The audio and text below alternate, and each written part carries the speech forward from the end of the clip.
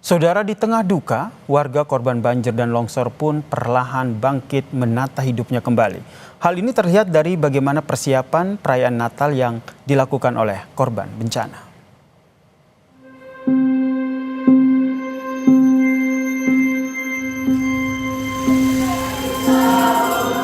Sama-sama berdoa biar jangan ada lagi bencana longsor di desa kita ini.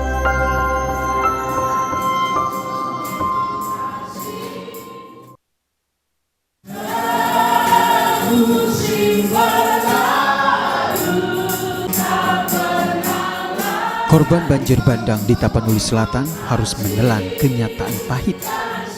Tahun ini tidak bisa merayakan Natal bersama keluarga dan kerabat mereka yang telah meninggal dunia diterjang banjir bandang.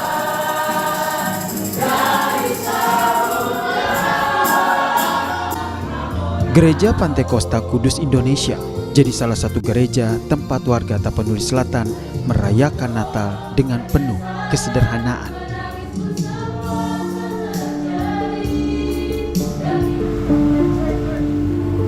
Gereja akhirnya bisa digunakan setelah warga bersama TNI Polri membersihkan bangunan ini dari timbunan tanah dan juga lumpur. Ibadah itu harus begitu lengkap, walau seadanya, walaupun sederhana, tanpa ada semuanya. Ya kalau memang betul-betul hati kita itu sungguh-sungguh mau memuji Tuhan, itu tidak akan berpengaruh dengan keadaan yang darurat itu. Okay. Artinya pohon Natal belum ada, yang biasanya kita kalau Natal itu ramai dekorasinya, sama sekali belum ada. Jadi untuk mendekorasi satu hari ini nggak mungkin selesai. Jadi maka kita undur ke tanggal 24 supaya ada 2 hari lagi kita mendekorasi gereja ini, walaupun juga tetap kembali kepada sederhana apa adanya.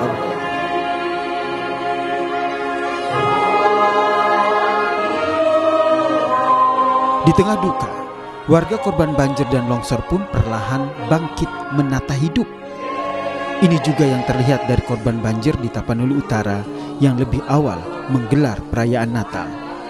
Berharap diberi kekuatan dan tak ada lagi bencana.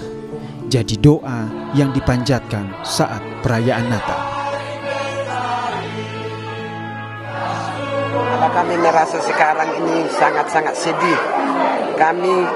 Kalian tengoklah kami Bu dengan Pak, badan kami memang berkurang, semangat kami juga berkurang. Kami berdoa biar jangan ada lagi semangat kami, biar bisa semangat yang dulu Bu, itu aja. Lebih dari 3 pekan pasca bencana, korban banjir bandang perlahan mulai bangkit. Dan Natal jadi momentum untuk menguatkan diri kembali menata hidup dari keterpurukan bencana. Tim Liputan, Kompas TV.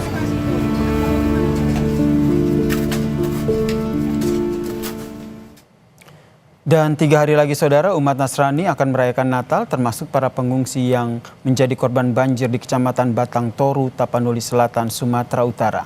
Lalu apa saja persiapan mereka menjelang Natal? Kita tanyakan kepada jurnalis Kompas TV Khairul Bazar yang berada di Tapanuli Selatan. Selamat petang Khairul. Di tengah kesederhanaan tentunya, kemudian bagaimana korban bencana banjir bandang di sana menyiapkan perayaan Natal di tengah kondisi seperti ini? Ya, 3 pekan pasca musibah banjir bandang yang terjadi di wilayah Tapanuli Selatan, Sumatera Utara, selain merusak ratusan rumah warga, banjir ini juga merusak beberapa tempat ibadah di 4 desa terdampak ini. Ada 4 rumah ibadah gereja rusak akibat terdampak musibah banjir. Salah satunya ialah gereja Jetkin yang berada di desa Utagedang. Gereja ini rusak setelah material lumpur yang terbawa banjir bandang itu menutupi baik di dalam rumah ibadah maupun di luar rumah ibadah. Warga termasuk TNI dan Polri itu bekerja sama membersihkan material-material lumpur yang berdampak di ruang tempat ibadah ini dengan harapan pelaksanaan Natal dapat terlaksana. Tadi saya sempat berbincang dengan salah seorang warga yang merupakan jemaat di gereja Getkin ini. Beliau menyampaikan sukacita Natal akan tetap terlaksana. Terlebih warga yang kini berada di pengungsian itu jika siang harinya mereka pulang ke rumah dan nantinya akan ikut merayakan Natal. Berikut petikan wawancara saya bersama warga yang terdampak tadi. Semangat Natal itu memang tinggi bagi kami jemaat-jemaat GetKi. Tapi apa boleh buat kayak gini masa ini ya, kami ini ya sedang berduka, ya gitulah semangatnya. Ya bukan seperti yang dulu yang sudah lalu-lalu kan. Nah, kira-kira begitu.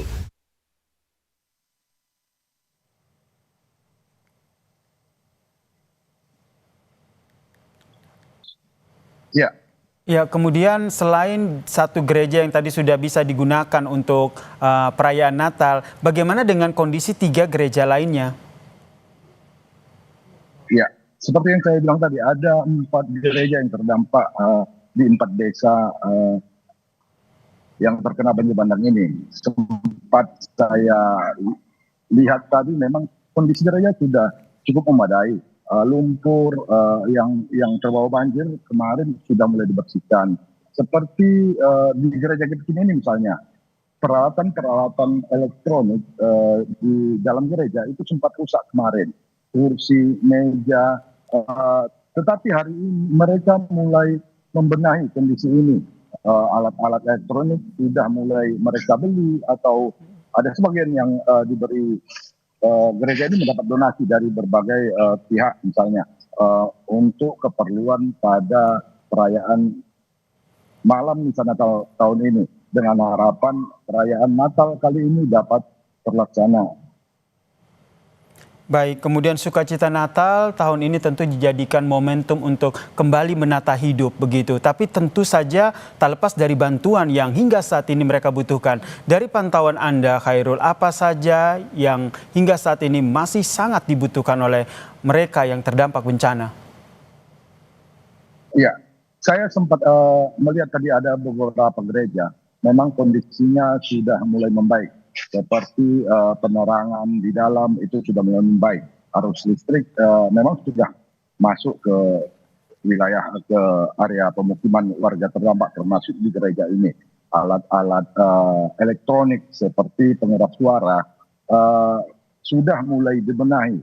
Lumpur-lumpur pun juga sudah mulai dibersihkan dengan harapan perayaan Natal tahun ini dapat terlaksana. Untuk 3 gereja yang masih belum bisa digunakan, lalu bagaimana dengan jemaat atau umat yang di sana jika ingin melaksanakan ataupun ingin merayakan Natal? Apakah mereka merayakannya di posko-posko pengungsian mungkin atau seperti apa? Ya, saya tadi sempat berbincang dengan salah satu jemaat gereja Getkin. Memang saat ini mereka sedang berada di pengungsian. Tetapi pada waktu perayaan terutama di malam misa Natal nantinya mereka menyebutkan tadi akan beramai-ramai untuk pergi ke gereja untuk melakukan perayaan. Saat ini mereka jika siang hari mereka pergi membenahi rumah mereka yang rusak, terus melihat kondisi atau memperbaiki gereja. Dan jika malam hari mereka itu kembali balik lagi ke pengungsian, dan mereka menyebut pada perayaan Natal ini mereka akan terkumpul dan beramai-ramai akan menuju ke gereja untuk merayakan perayaan Natal tahun ini. Sukacita Natal tentu saja diharapkan jadi momentum untuk kembali menata hidup warga korban banjir dan juga longsor di sana. Terima kasih jurnalis Kompas TV Khairul Bazar atas informasinya dari Tapanuli Selatan bercerita tentang bagaimana persiapan Natal di sana.